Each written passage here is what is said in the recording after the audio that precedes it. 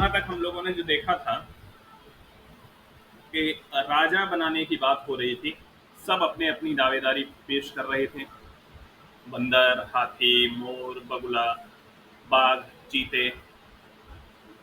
और तब बगुले ने कही कि इस बार निश्चित ही किसी पक्षी को राजा बनना चाहिए, क्योंकि शेर ने तो बहुत दिन तक शासन कर लिया है। सभी पक्षी इस बात की सहमति देते हैं, लेकिन फिर वही चीज कि राजा बनेगा कौन। सब अपने आप को राजा मानते हैं।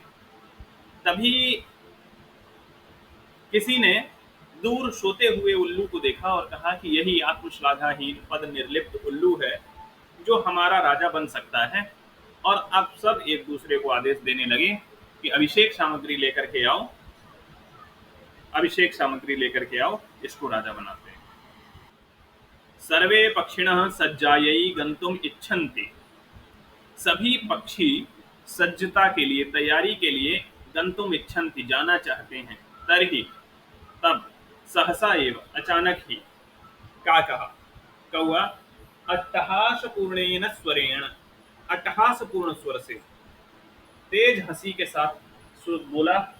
अट्टहास पूर्ण स्वर से बोलता है, सर्वथा अयुक्तम एतत्, ये बिल्कुल गलत है। एतत् सर्वथा अयुक्तम, यह बिल्कुल गलत है। यत् मयूर, हंस, कोकिल, चक्रवाक, शुक, सारस आदि पक्षी प्रधानेषु विद्यमानेषु दिवांधस्य अस्य करालवक्त्रस्य अभिषेकार्थम सर्वे सज्जाः। एक पक्षी होता है चकवा, जिसको यहाँ चक्रवाक कहा गया है। फोटो दिखा देता हूँ आपको। चातक कहते हैं इसको, क्या नाम है, बतख जैसे से। रेडी शेल्डर, चकवा। बतख की ही एक प्रजाति है, तो कुछ ऐसा दिखाई देता है। ये सारे चकवा के ही हैं, चक्रवाक के ही हैं चित्र। तो अब आते हैं वापस यहाँ पर। तो कहता है कि इतने मुख्य मुख्य पक्षी हैं, हंस है, कोयल है, मोर है, चक्रवाक, चकवा है, शुक है, सारस हैं। इन सभी पक्षी प्रधान के विद्यमान होने पर भी इस दिवांध का, दिवांधस्य अस्य, अस्य दिवांधस्य, इस दिन के अंधे का, कराल वक्त्रस्य, भयानक मुख वाले का, अभिषेकार्थम सर्वे सज्जा, अभिषेक के लिए सब तैयार कैसे हो गए। एक तो ये दिवांध है, दूसरा भयानक मुख वाला है। पूर्णम दिनम यावत निद्रायमाणः एषः कथमस्मान् रक्षिष्यति। पूरे दिन तक सोने वाला, पूर्णम दिनम यावत निद्रायमाणः, पूरे दिन तक सोने वाला, एषः, यह, अस्मान् कथम रक्षयिष्यति, यह कैसे हमारी रक्षा करेगा। वस्तुतस्तु, और तो और वास्तविकता क्या है, तो कहा स्वभाव रौद्रम अत्युग्रम क्रूरम अप्रियवादिनम उलूकम नृपतिम कृत्वा कानुसिद्धिर भविष्यति। स्वभाव रौद्रम, स्वभाव कैसा है, बोले रौद्र स्वभाव का है, जल्दी गुस्सा आ जाता है। अत्युग्रम, अत्यंत उग्र है, पेशेंस नहीं है इसमें। क्रूरम, जो क्रूर है, जिसमें दया नहीं है। अप्रियवादिनम, जो कभी प्रिय नहीं बोलता है। स्वभाव कैसा है, बोले रौद्र है, उग्र है, क्रूर है और अप्रियवादी है। इस उलूकम नृपतिम कृत्वा, इस उल्लू को नृपति, राजा बना करके, कानु सिद्धिर भविष्यति, क्या सिद्धि होगी, हमें क्या लाभ मिलेगा। जो अत्यंत रौद्र है, उग्र है, क्रूर है, बुरा बोलने वाला है, ऐसे उल्लू को राजा बना करके हमारी क्या सिद्धि होगी, हमें क्या लाभ मिलेगा। ततः प्रविशति प्रकृति माता, तो प्रवेश करती हैं प्रकृति माता। अब प्रकृति माता सस्नेहम, स्नेह के साथ बड़े प्रेम से बोलती हैं, हो प्राणिनः, अरे अरे प्राणियों, यूयम सर्वे एव मे संततयः, आप सब मेरी संतान हैं, आप सब मेरी संतति हैं। संततयः, संतति मतलब संतान, और बहुवचन दे दिया तो संतति, संततयि, संततयः। कथम मिथः कलहम कुरुथ, क्यों व्यर्थ में कलह कर रहे हो, क्यों फालतू में कलह कर रहे हो। वस्तुतः सर्वे वन्य जीविनः अन्योन्य आश्रितः, वास्तव में तो जो सभी वन्य जीव हैं, सभी वन्य प्राणी हैं, अन्योन्य आश्रित हैं, एक दूसरे पर आश्रित हैं। सदैव स्मरत, हमेशा याद रखो। और ये श्लोक आप लोगों के जीवन में भी बहुत काम में आएगा। जब हम कह देते हैं ना कि वो हमारा अपना है, वो हमारा हित चाहता है, तो कैसे हमें पता चलेगा कि कौन हमसे प्रेम करता है, कौन हमारा अपना हितैषी है, कौन नहीं है? तो ये प्रीति के लक्षण बता दिए। ददाति प्रतिगृह्णाति गुह्यमाख्याति पृच्छति भुंक्ते भोजयते चैव षड्विधम प्रीति लक्षणम। कहा ददाति, जो देता है, प्रतिग्रहणाति, लेता भी है। भाई जिससे हम प्रेम होता है, व्यवहार होता है, हम वस्तुओं का आदान प्रदान करते हैं।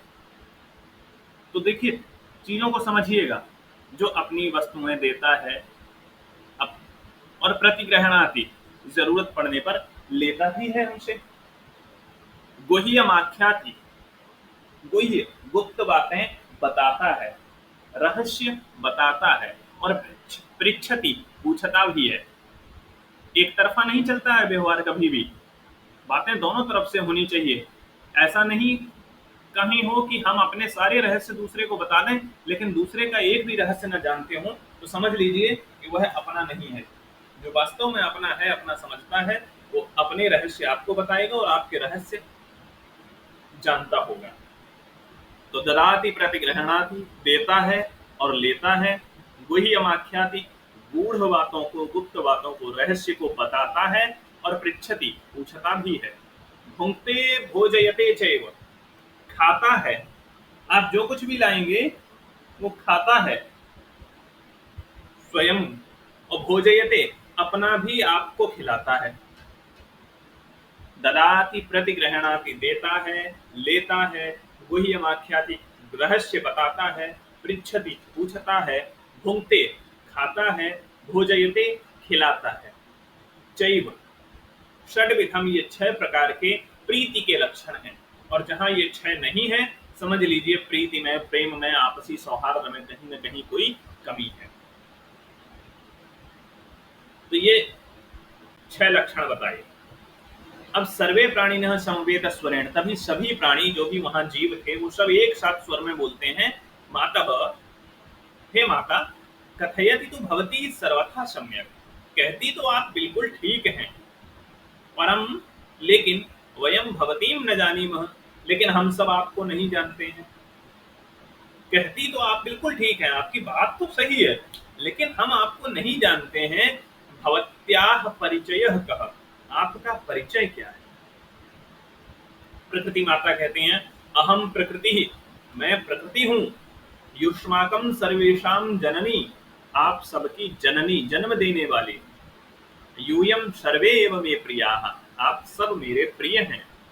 सर्वेषामेव मत्कृते महत्वम विद्यते, सभी का मेरे लिए महत्व है। आप सब मेरे द्वारा उत्पन्न किए गए हैं, आप सब मुझे प्रिय हैं, आप सबका मेरे लिए महत्व है। यथा समयम, अपने अपने समय के अनुसार। न तावत कलहेन समयम वृथा यापयन्तु, इसलिए तब तक कलह में अपना समय वृथा यापित मत करें, फालतू समय बर्बाद न करें। अपितु, बल्कि मिलित्वा एव, मिल करके ही, मोदध्वम, आनंद लो। आदेश दे दिया, क्या करना है? मोदध्वम, आनंद लें जीवन का। और जीवन च रसमयम कुरुध्वम, और अपने जीवन को रसमय करें। आपस में झगड़े से कुछ नहीं होने वाला, वृथा कलह करके समय व्यर्थ मत करो, बल्कि मिलकर के आनंद के साथ रहो और जीवन को रसमय करो। तद यथाकथितम, और जैसा कि कहा भी गया है, क्या कहा है कि प्रजा सुखे सुखम राज्यः प्रजानां च हिते हितम, नात्म प्रियम हितम राज्यः प्रजानां तु प्रियम हितम। देखिए राजा के लिए परिभाषा बताई है, राजा के लिए अच्छा क्या होता है। पहली लाइन में कह दिया, देखिए, प्रजा सुखे राज्यः सुखम अस्ति, प्रजा के सुख में राजा का सुख है। प्रजा नाम च हिते हितम, और प्रजा के हित में ही राजा का हित है। आत्म प्रियम राज्य हितम न, अपना स्वयं का प्रिय करना राजा के लिए हित नहीं है, राजा के लिए लाभदायक नहीं है। प्रजा नाम तो प्रियम हितम, लेकिन हाँ, प्रजा का प्रिय करना ही राजा का हित है। अपिच, और दूसरी चीज कही है, अगाध जल संचारी न गर्वं याति रोहितः अंगुष्ठोदकमात्रेण सफरी फुरफुरायते। रोहित एक मछली होती है जो गहरे जल में रहती है,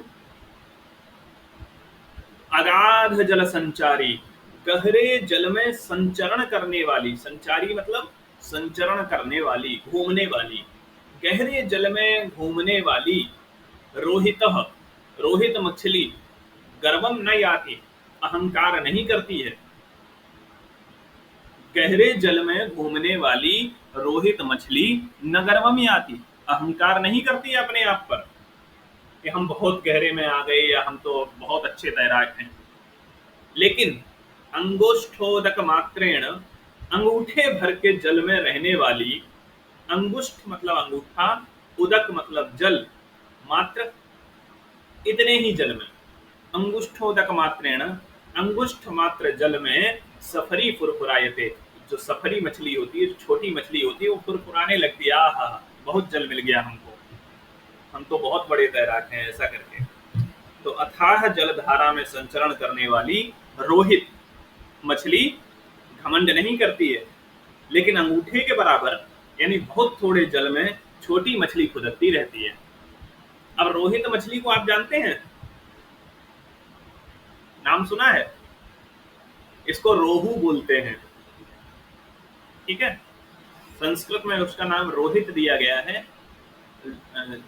लोकल लैंग्वेज में इसको रोहू मछली कहा जाता है।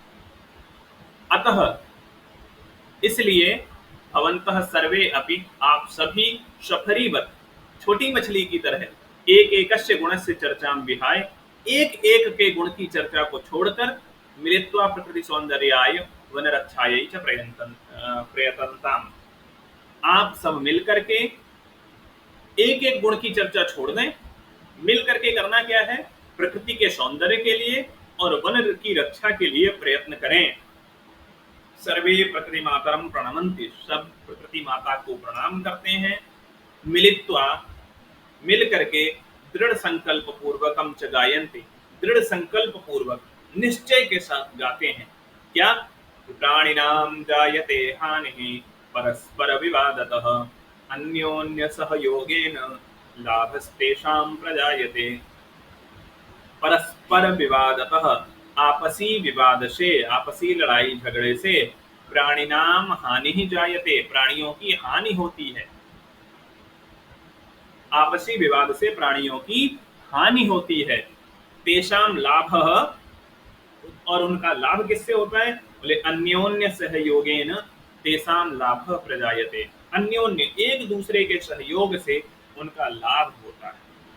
प्राणियों की हानि आपसी विवाद से होती है, लेकिन एक दूसरे के सहयोग करने से उनका लाभ होता है। ऐसा कह दिया। अब जितने यहाँ श्लोक हमने पढ़े हैं उसका भी अन्वय यहाँ दिया होगा, हमें लगता है पाठ के अंत में प्राय, और भावार्थ आपको, अन्वय, भावार्थ और अर्थ हिंदी का हमारे ब्लॉग पे ही मिल जाएगा जो हमने बताया आपको। हाँ, इसमें हमें लगता है नहीं दिया है इस बार। चलिए, तो मैं ब्लॉग पे डाल दूंगा, क्योंकि कई बार ऐसा भी होता है कि अन्वय और भावार्थ के लिए ये श्लोक भी दे दिए जाते हैं। भाई पाठ्यक्रम से श्लोक देने हैं तो कहीं से भी दे सकते हैं, तो ये श्लोक भी हैं। तो इस पाठ में 4-5 जो भी श्लोक हैं, इनका अन्वय, भावार्थ और हिंदी अर्थ भी मैं अपने ब्लॉग पे अपडेट कर दूंगा, ठीक है। आज इतना ही।